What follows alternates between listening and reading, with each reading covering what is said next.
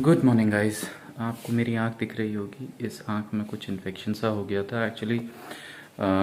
धूल और सीमेंट शायद इस आंख में गिर गया था। सो मैंने शायद गलती से रब कर दिया या क्या हो गया, मुझे भी बिल्कुल आइडिया नहीं है। और ये पूरा पोर्शन स्वेल हो रखा है भयंकर। अभी भी आपको रेडनेस दिख रही होगी इन आँखों में। ये है मेरा ऑफिस सेटअप। ये मेरा ऑफिस का कमरा बनने वाला है पूरी तरह से। स्टडी सेटअप पूरा मैंने तैयार कर रखा है। आप देखना चाहो तो इधर मैं पीछे की तरफ कुछ चीज़ें हैं। मेरा टेबल है, सामने विंडो है, मेरी रैक्स है और बगल में वॉशरूम है। वो नहीं दिखाना चाहूँगा, अभी बहुत गंदा सा लग रहा है।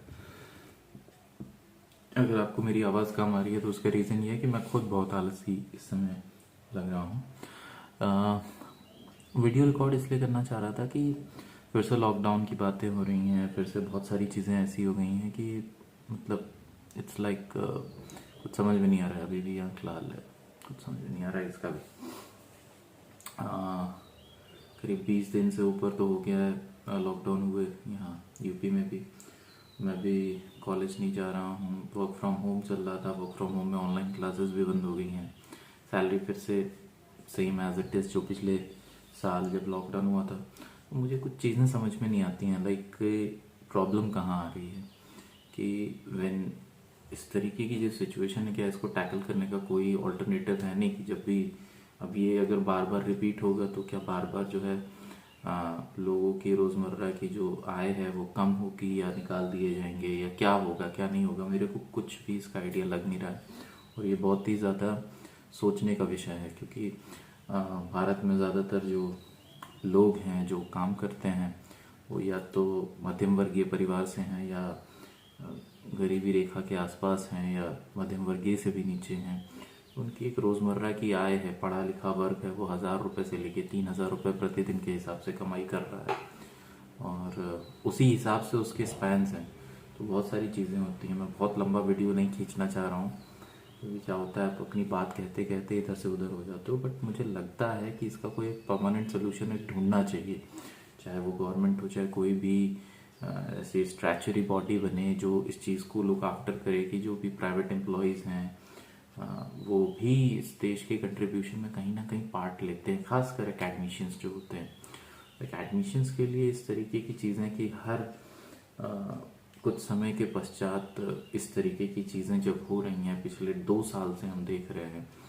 फीस पे निर्भरता कॉलेज की होती है, फिर पेरेंट्स फीस नहीं देना चाहते हैं, कॉलेज फीस लेना चाहता है बट वो नहीं देना चाहते हैं क्योंकि बच्चा कॉलेज नहीं जा रहा है, स्कूल नहीं जा रहा है। उसकी वजह से सिर्फ एक ही सेक्शन है जो सबसे ज़्यादा प्रभावित होता है, वो है टीचर का। या वहाँ पे जो स्कूल कॉलेज या महाविद्यालय जो भी आप कहें, जो भी यूनिवर्सिटी है विश्वविद्यालय है, जो वहाँ के कर्मचारी हैं सिर्फ वही प्रभावित हो रहे हैं सबसे ज़्यादा, क्योंकि वो अपनी सर्वाइवल किस पे करें। It's a customer relationship kind of a thing. तो वहाँ पे सर्वाइवबिलिटी जो है वो ख़त्म सी होने लगती है जब आप एक दूसरे पे डिपेंडेंट होते हैं और एक हाथ खींचता है तो फिर बाकी सारे हाथ अपने आप खींच के बंद होने लगते हैं।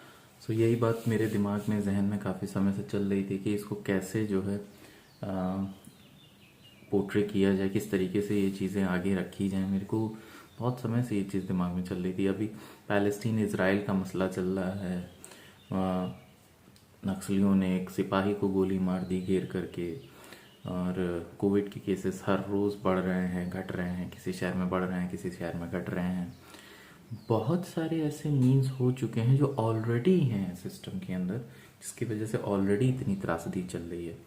अब हम नए क्रिएशंस दे रहे हैं, या तो कुछ फंडामेंटल रूल्स एंड रेगुलेशंस बनाए जाएं जो डिस्पोज हों हर एक प्राइवेट सेक्टर पे, वेदर वो एकेडमिक्स हो या नॉन एकेडमिक। चाय भी मेरी तैयार हो गई थी तो सोचा चाय लेकर के आपसे बात कंटिन्यू करूं। तो जैसा मैं कह रहा था कि अगर कुछ इस तरीके का ही सिस्टम है जिसमें अगर जब भी कभी कोई त्रासदी आएगी या जब भी कभी कोई प्रॉब्लम होगी और इंसान वर्क फ्रॉम होम जैसी सिचुएशन में फंस जाएगा या फिर वो किसी एक कस्टमर रिलेशनशिप फॉर्मेट में काम कर रहा है किसी प्राइवेट ऑर्गेनाइजेशन के लिए, उधर एकेडमिक्स हो नॉन एकेडमिक्स हो इंडस्ट्री सेक्टर कोई सा भी हो, और वैसे सिचुएशंस में अभी इस साल ही हम लोगों ने देखा करीब करीब 1 करोड़ लोगों की जॉब लॉसेस हुए हैं और ज़्यादातर प्राइवेट सेक्टर ही हैं। ठीक है, मोर देन 95% जो है प्राइवेट सेक्टर ही होगा उसमें, अगर मैं पूरा का पूरा ब्यौरा भी निकालूं तो मुझे यही मिलने वाला है।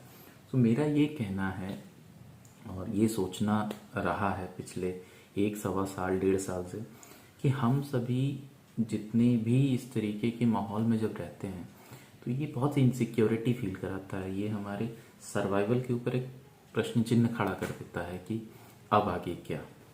ठीक है, हम इतना पढ़ लिख गए, हम इतने सारी चीज़ें कर गए, हम इतने अचीवमेंट्स की बात करते रहते हैं, हम ये सोचते हैं कि हम ये करेंगे या वो करेंगे, और फिर लास्ट में जा कर के क्या होता है कि जैसे ही एक कस्टमर रिलेशनशिप वाला फैक्टर एक दिमाग में आ जाता है कि भाई मैं प्रिफरेबली एकेडमिक्स की बात यहाँ पे ज़्यादातर लेकर के इसी वजह से आ रहा हूँ क्योंकि मैंने एक पैटर्न देखा, मैंने न्यूज़ पैटर्न्स को देख करके ऑब्जर्व किया है कि ये जब हम स्कूल की फ़ीस देने से मना करते हैं, फिर गवर्नमेंट उसको अलाउ कर देती है, high court and supreme court उसको अलाउ कर देते हैं कि नहीं देनी है फ़ीस। मैंने देखा बहुत सारे स्टेट्स में ट्यूशन फ़ीस के अलावा बाकी फ़ीस को डिसअलाउ किया गया। तो वो इम्पैक्ट कहाँ दिखेगा? जो ओनर है स्कूल का या कॉलेज का या किसी भी संस्था का, वो कहाँ से वो पेमेंट रिलीज़ करेगा? क्योंकि वो अपने फ़ायदे को देखता है। अब वो अपने फ़ायदे को देखता है तो या तो बंदों को निकालना शुरू करता है, या बंदे को अगर नहीं निकाल रहा है कहता है कि मैं आपको रखूँगा, तो या फिर वो लीव विदाउट पे रखेगा। ठीक है, या फिर उनसे कहेगा कि आप आधी सैलरी पे काम कीजिए या पौनी सैलरी पे काम कीजिए या फ्री में काम कीजिए तब तक जब तक हमको नहीं सपोर्ट मिल रहा है। तो इस सिस्टम से निकलने का कोई तरीका है, या हम इसी सिस्टम के बीच में ही टीचर्स को डिवैल्यू करते हुए चलेंगे? मुझे ये बिल्कुल समझ के परे है, इसी वजह से ये वीडियो बनाया मैंने कि टीचर्स के लिए हमारी क्या राय है, हम टीचर्स को किस तरीके से आंकते हैं, हम टीचर्स को क्या सोच करके रखते हैं, टीचर्स को अपनी एक एक धरोहर तो छोड़िए, हम उनको ट्रीट किस तरीके से करते हैं, हम उनके बेसिक्स नीड को कैसे पूरा करने की बात करते हैं, हम उनको देते क्या हैं। ठीक है, मैं सिर्फ पैसे की बात नहीं कर रहा हूँ। इंडिया में एक टीचर का महत्व क्या है, आदिकाल और अनंत काल की बातें मैं नहीं लेना चाहता। मैं राइट नाउ जो फेजेस चल रहे हैं मैं उनकी बातें करना चाहता हूँ कि एग्जैक्टली स्पीकिंग यहाँ साला हो क्या रहा है। ठीक है, एक पीएचडी होल्डर अगर है तो वो 30,000 की जॉब कर रहा है। ठीक है, वहीं पे एक चपरासी है जिसने हाई स्कूल भी नहीं किया हुआ है, उसकी सैलरी 30,000 से ज़्यादा है गवर्नमेंट सेक्टर में। तो एग्जैक्टली स्पीकिंग हम दिखाना क्या चाहते हैं, हम पोर्ट्रे क्या कर रहे हैं? और फिर हम बात करते हैं कि हमारा education standard and all that, NEP new educational policy आई है, और उसके बाद फिर हम ये NBA के एक्रेडिटेशंस की बात करते हैं स्कूलों में और हायर एजुकेशन सिस्टम में। We have lots and lots of IITs, IIC Bangalore है, ठीक है, साइंस सेंटर्स हैं, फलाना है, ढिमाका है, बट टीचर्स को वैल्यू कहाँ मिल रही है?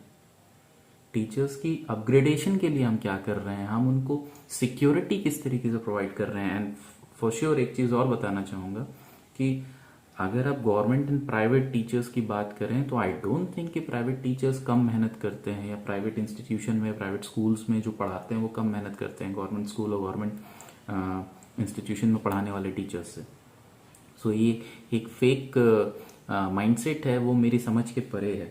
ठीक है, ना ही सैलरी पॉइंट ऑफ व्यू से वो सिक्योरिटी फील कराई जाती है, ना ही सर्वाइवल पॉइंट ऑफ व्यू से, ना ही उनके स्टेबिलिटी पॉइंट ऑफ व्यू से। सो ना वो सिक्योर फील करते हैं, ना उनकी फैमिली सिक्योर फील करती है। सो अल्टीमेटली हम कर क्या रहे हैं, हम उनके लिए कहाँ पे स्टैंड ले रहे हैं? ठीक है, और इस सिचुएशन में, इस पेंडेमिक सिचुएशन में तो सबसे ज़्यादा वर्स्ट फेज में वही गुजर रहे हैं। वो बेचारे घर से बैठ करके क्लासेस लेते हैं, सुबह से शाम तक मटेरियल तैयार करते हैं, पढ़ाई करते हैं। बहुत सारे ऐसे टीचर्स हैं जिन्हें कंप्यूटर चलाना नहीं ठीक से आता है, बट स्टिल वो बैठ करके ऑनलाइन पढ़ाने की बात करते हैं। और उनको हम क्या फील करा रहे हैं? उनको हम ये फील करा रहे हैं कि आज नहीं तो कल आपको निकाल दिया जाएगा, आज नहीं तो कल आपकी सैलरी आएगी, आज नहीं तो कल आपकी सैलरी नहीं आएगी, आज नहीं तो कल आपकी ज़रूरत नहीं पड़ेगी। अगर वहाँ से ज़रूरत नहीं पड़ेगी तो फिर आप मार्केट में वापस आ जाएंगे। तो जब आप मार्केट में दोबारा थ्रो हो जाते हैं तो फिर आपको बेसिक से शुरू करना पड़ता है। सो और हर रोज़ आप एक्टिविटी दे रहे हो, क्योंकि हर रोज़ आपका जब इंटरेक्शन होता है बच्चों के साथ तो आप हर रोज़ उनसे बात करते हो, हर रोज़ आपकी नॉलेज टेस्टिंग हो रही है। तो ये कौन सा फंडामेंटल तरीका है जिसमें आपने एकेडमिशियंस को पूरी तरह से इग्नोर कर रखा है? ठीक है, सो ये मेरे जहन में काफ़ी समय से चल रहा था। सॉरी अगर वीडियो थोड़ा सा लंबा हो रहा हो तो ये आपसे क्वेश्चन था। क्या इस क्वेश्चन का कोई आंसर है? प्लीज़ कमेंट बॉक्स में ज़रूर जा करके बताइए। क्या लगता है आपको, कैसे हम अपने एकेडमिक्स को लेकर के कितना सीरियस हो सकते हैं? इस पेंडेमिक के बाद हम कैसा सर्वाइवल किसी टीचर का देखते हैं? चाहे वो स्कूल का हो, प्राइमरी का टीचर हो, सेकेंडरी का टीचर हो, एक इंजीनियरिंग कॉलेज का टीचर हो, एक डिग्री कॉलेज का टीचर हो, एक पोस्ट ग्रेजुएट कॉलेज का टीचर हो, कहीं का भी हो, हम उस टीचर को कैसे स्टेबल, सिक्योर और गुड फील करा सकते हैं, क्या इसका कोई सोल्यूशन है? आई होप आपको मेरी बात समझ में आ रही होगी। ऑन दैट नोट मैं ये वीडियो एंड करूँगा और आई होप कि आप सब लोग अपना ख्याल रख रहे होंगे। सो बी वेल और स्टे हेल्दी।